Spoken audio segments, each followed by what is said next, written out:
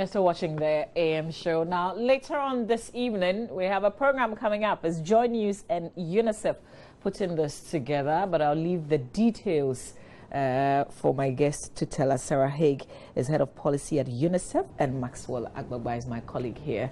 So we're organizing this panel discussion on ways that the political parties intend to use to address poverty and inequalities. So you're here. First of all, Maxwell, the event is today. Yeah, it's happening today. Okay. Where exactly, what time? Yeah, so it's happening today at exactly 4 p.m. at the University of Ghana Wetlands Auditorium. And before I come to the main details of the program, the Wetlands Auditorium is right behind the BAM Library on the University of Ghana campus, adjacent to the Political Science Department, and also very close, right behind also to the University of This Ghana is serious Ghana direction. You won't get lost. Yeah, so the program basically is about poverty eradication and then bridging inequalities. So if we look at the Ghanaian system, if you look at the world also, there are a lot of inequalities in the system. I mean, for a third world country like Ghana, there are issues about poverty. Now, there's a story about this gentleman who just completed the University of Ghana, graduated over the weekend, had a GPA of 3.92 from the University of Ghana. But this is a guy who has a challenge with his sight, cannot see properly, but struggled through the system at the University of Ghana and then made it to the top. And at the end of the day, was the best graduating student. This is one of the many successful cases that we've had. A lot of the times, it usually does not go well. So a lot of these people, some of these people get the education truncated at the senior high school level or the junior high school level because they do not have access to brailles. They do not have access to the basic things that would make them, perform, better academically.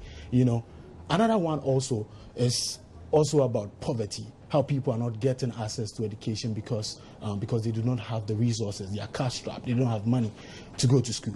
So we're saying that, okay, let's come together, have various identifiable groups like the National Union of Ghana Students. Let's have people like the University of Ghana Debate Society, like TESCON, that is the youth wing of the NPP. Let's have like TANE, the youth wing of the National Democratic Congress. Let's have persons, the Ghana Federation of Disabled.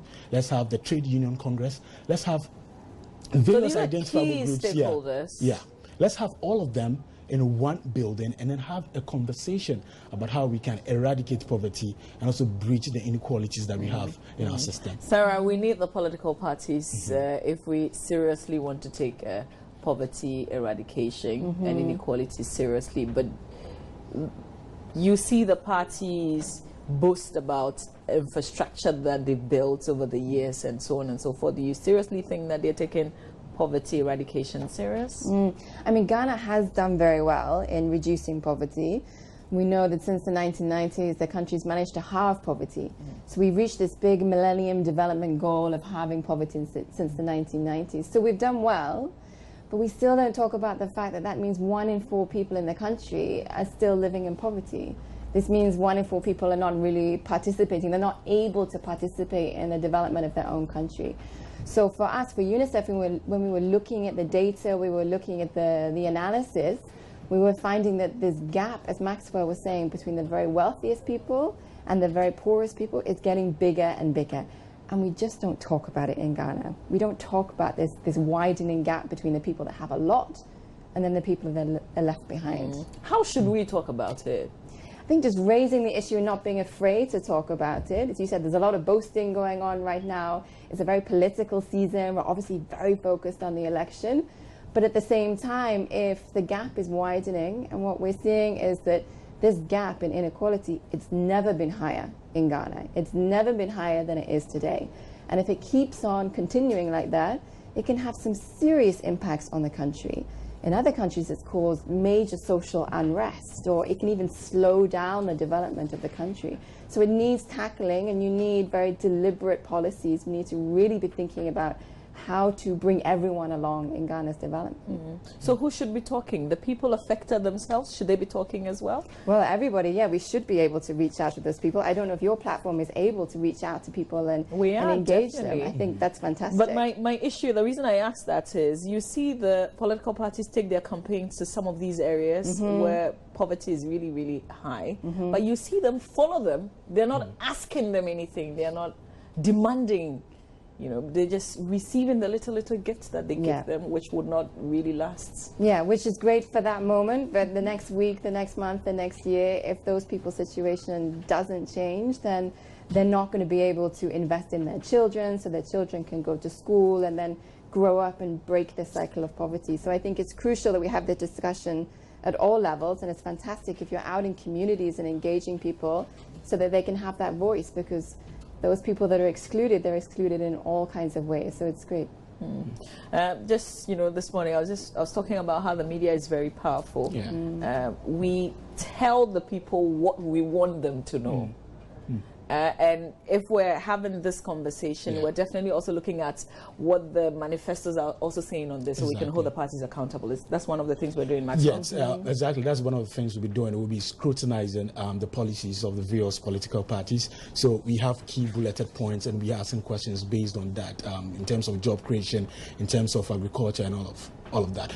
Talking about how the media can generate a conversation about, you know, how we can breach inequalities. I think, you know, in 2006, for instance, Ghana passed a law that says that we need to make all buildings disability friendly. Now, this year, that moratorium is elapsing, and as it stands right now, we hear reports that less than 10% of buildings here in Ghana are still not disability friendly. I tell you what, we're putting up new ones that are not even disability friendly. That are not disability friendly. And when that happens, it's kind of like a lopsided system where it benefits people who are able, who can go about doing their own things at the peril of people who are physically challenged. So we are saying that, look, let's have a conversation around this, generate that conversation, and let's see how best we can, you know, we can solve it. Now, on the panel this evening at 4 p.m., we have lawyer is Ankuma. He's going to be part of the panel. We also have Mr. Charles Abugri. He's the CEO of SADA.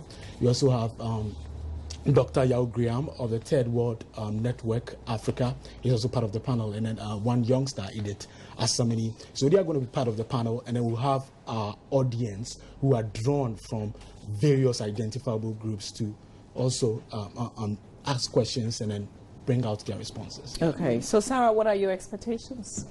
I'm expecting a very lively discussion. These 4 people you just mentioned, they're not afraid to talk. They're not afraid to get their opinions out there and say it like it is. They're not going to be holding back and being politically sensitive. So I think it should be an exciting discussion. So I'm looking forward to that.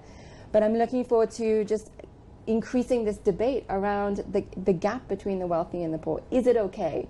Are we comfortable with it in Ghana? Do we think it's fair? Or do we think it's an issue that a good chunk of people in the country are being left behind, and we need to do something about it to bring those people up?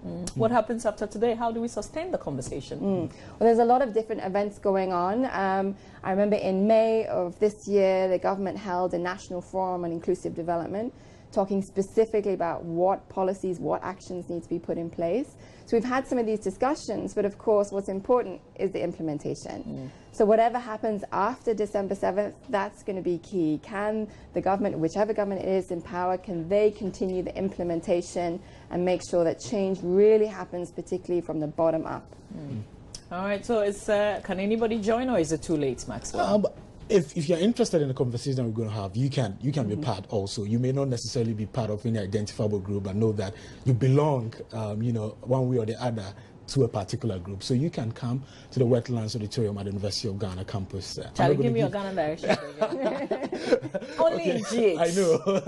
It is right behind the BAM Library and the University of Ghana Business School, adjacent the Political Science Department at the University of Ghana. Yeah. Okay. All right. And it's 4 p.m. today. 4 p.m. today. But I know it's going to be live on radio, live on television as well. Yeah. So they should be seated by 4, or? Yes, they should be seated by 4. Okay. Yeah. And let's not forget, Evans Mensah will be moderating. Okay. Yes. All right.